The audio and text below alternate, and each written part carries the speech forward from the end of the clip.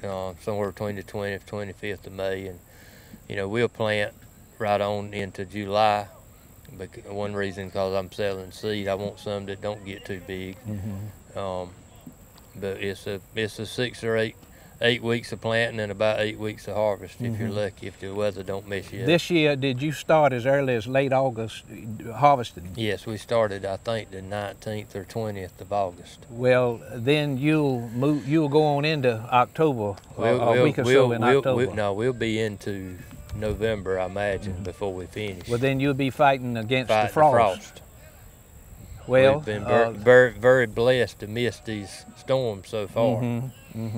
Well, most growers try to aim at harvesting in September and October and are through. Right. I know you got a lot of acres and you are over a big area, and that factors into how quick you can turn them around and get them out of the field and all of those kinds of things. And when you finish harvest, many of these workers will go elsewhere, won't they? All these workers are H2A workers. They'll all go back to Mexico, and hopefully come back next March and April and May. Well, the H2A system has certainly helped a lot of growers and helped affirm a ready available supply of help to do this labor-intensive chore. Right. All right, I wanted to ask you about the bedding. What would happen if you just planted the potatoes flat without a bed? I think you could do that, but having them up on a bed protects them from the water when you get a heavy rain. Plus, when it comes to harvest, you're not having to dig them up out of a hole. You've already, as you see the bed here, where my plow's going not much, but just 2 or 3 inches deeper than the wheels are. So the potatoes are up in the bed, kind of not sitting down in a hole. What are your disease problems? You alluded to that with your micro-propagation response. There's several different viruses that can get in sweet potatoes to cause shape and yield reduction or cracking. Nematodes is always a problem, having to fumigate or something to treat for nematodes, because they'll get right into eyes and infect them and make them start to decay, and severe nematodes will make them crack. Is a potato a legume? No. I know nematodes have impact on some of the legumes and all.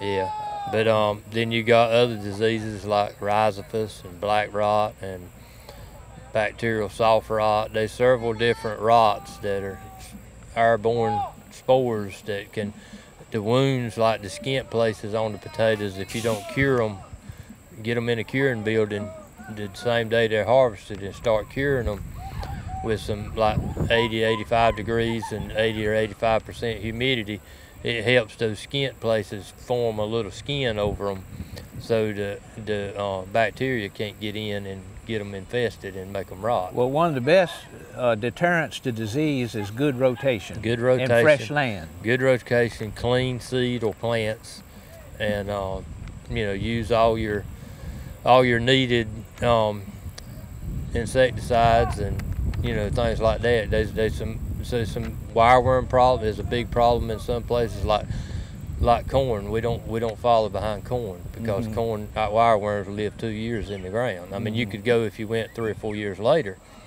but you would still need to treat, I would think. Yeah. You always got some kind of insect after you all the time, seems like. Well, what do you mean when you say you cure them? What does curing involve? Curing would be taking these potatoes we're digging today, putting them in a building with fans and a humidity system and a heat, and keep them in there for 4 to 6 days at 80, 85% humidity and about that same temperature. And then you want to take them out and cool them.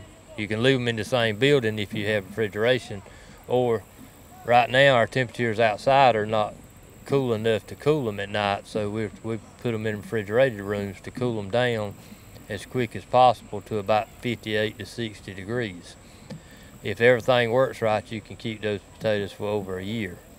Well, that was another question I was going to ask you. So if the demand slowed down or shipping orders slacked up, you could actually keep your potatoes upwards to a year in good shape. There's some packing facilities right now still got some of 2016 crop that they're finishing up on.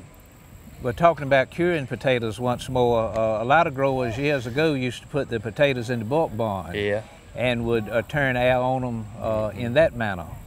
And that was a popular way of curing. And then often just time will allow the potatoes to cure to a certain degree. That's right.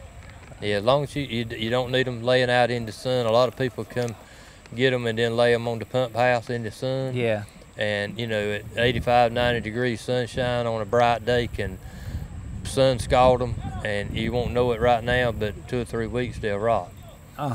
So they need to be kept in a kind of cool, dark place.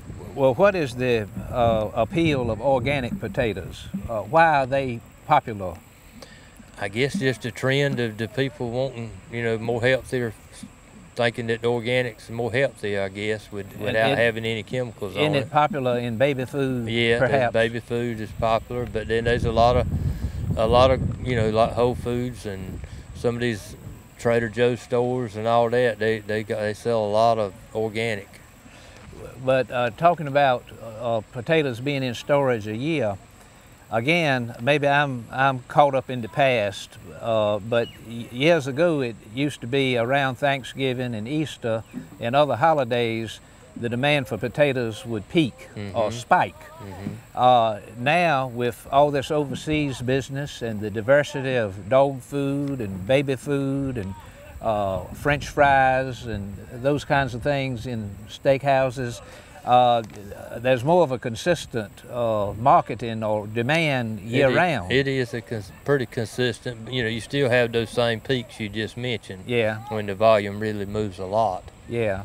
I have heard on certain years the demand of potatoes would be high prior to harvest time, and growers would dig them like we're seeing out here right now, and they'd call it digging them green and shipping them without even storing them or anything. Right. Has that happened this year? I'm not aware of any fresh dug. Yeah. There's some of them are doing what they might be calling quick cure. Yes. Because, you know, you don't want a person that's never eat a sweet potato before, you know, when they're green, they're not as sweet as they will be later. So you don't want to turn the switch off because you want them to come back and buy another one. Yeah, yeah. Well, again, I'll call it your infrastructure, which includes all these school buses, the tractors you have to do everything on the farm, and all of the forklifts. I call it infrastructure. I look at all these wooden boxes. Yeah. Can you ever have enough of them? No. No, you can't. And what happens when the demand slows down? You got your building full and your boxes full, and you've got potatoes still in the field. What do you do then? You either buy some more, or borrow some more, or use cardboard watermelon bins if you got somewhere that you can get them out of the weather. Hopefully they're packing enough, you know, late October for Thanksgiving that some bins will get empty that you might can rent from some other grower. Well, ladies and gentlemen, we've had a nice time out here talking to Jim Jones. Jim's home is over in Bailey, North Carolina, and I'm fortunate to know his family, his wife Barbara, his son Jimmy, his daughter Jessica, and it's a family-run operation. And Jim and I like to hunt a little bit when the opportunity comes around, but Jim's usually too busy working. And he just told us that this harvest alone is going to run into November if the weather permits. And usually by then the best deer hunting's over with around here. That's right. So Jim will go up north to Wisconsin or Colorado or somewhere and try his luck up there. But Jim, I know you have a kitchen in your shop or there by your building there at Bailey, and you even experiment with a little bit of cooking. Oh yeah, I love to cook. Well, I mean, you cook some sweet potato pies, casseroles. Yeah. What else in the potato line? Well, that's my daughter. She wouldn't eat a baked sweet potato until we started when we cooked fish or something outside there in the building, and I slice them real thin like potato chips and fry them right in that fish grease. Yeah. Not that that's probably the most healthy thing to fry them in, but she loves them that way. But it tastes some kind of good. It's some kind of good. They don't get no better. So that's right. A little cinnamon, sugar, and salt on them as soon as you get them out. Absolutely. That's a treat.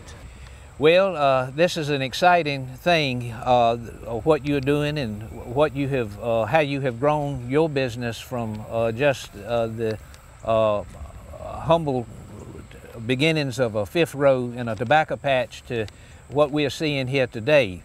Not to mention the micro propagation that you and your family are involved in. That's one of the most important aspects of the whole thing. And something I've noticed also, sweet potato farmers are rather close. They're competitive, but you all get together and talk over issues, and like we were talking about Mr. Kendall Hill, all he's done for the potato industry overall with research and development is very commendable. Right. And Billy Little was there at the beginning almost, former county agent of Wilson County. He was in Nash County.